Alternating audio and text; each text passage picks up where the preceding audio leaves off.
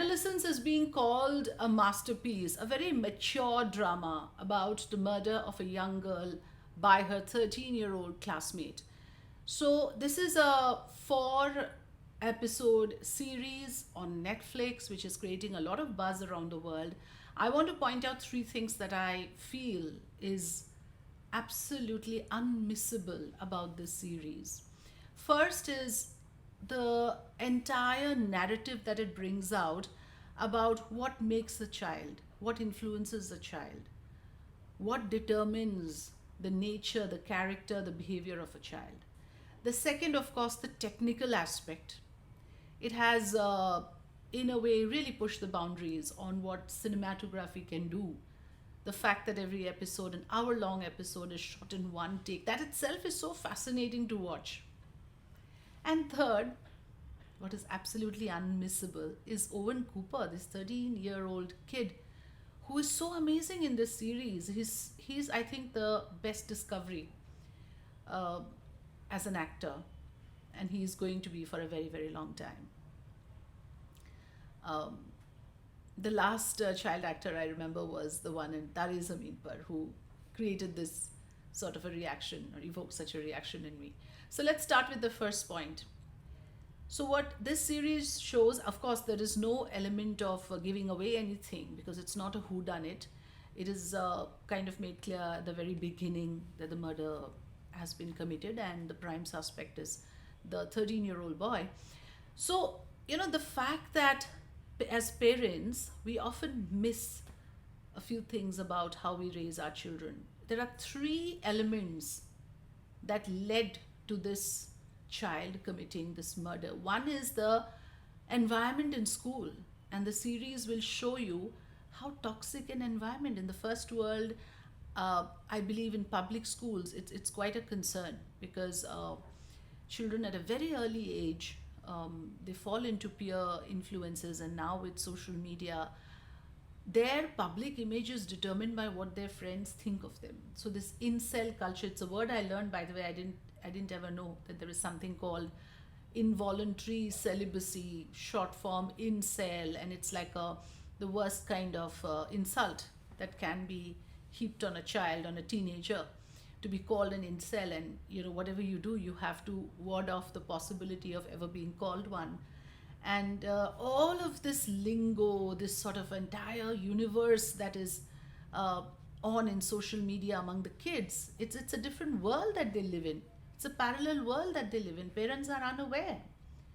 What are the things that affect them in that world? The emojis, uh, the insinuations of certain words that affects a child. So all that was building up in this child. So I was getting at the fact that the culture in school was detrimental to him, was already making him a demon because he would see those sort of kids around, the behaviors around. That rubbed off him. Then came the influence of, so that was the physical environment. Then came the influence of the online environment, which I already pointed out is another universe that this child is operating in, full of toxicity again, because there you want to establish a desirable image of yourself that girls will like, but you have got the raw deal there as well. So that's the online influence.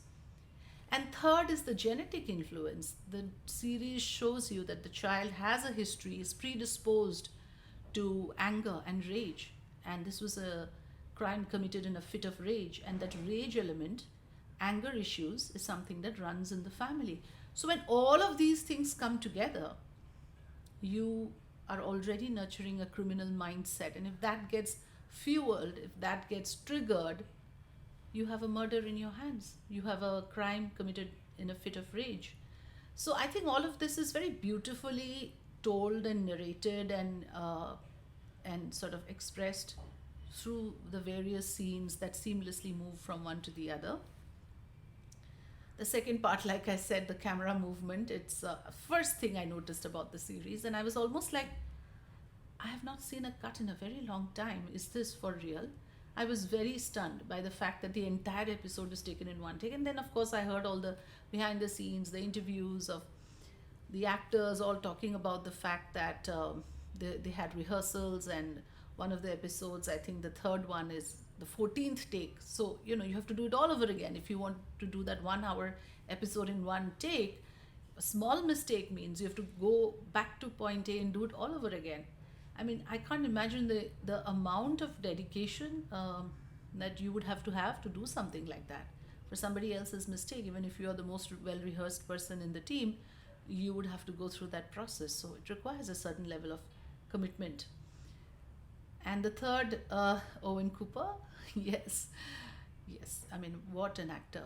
What a terrific child actor!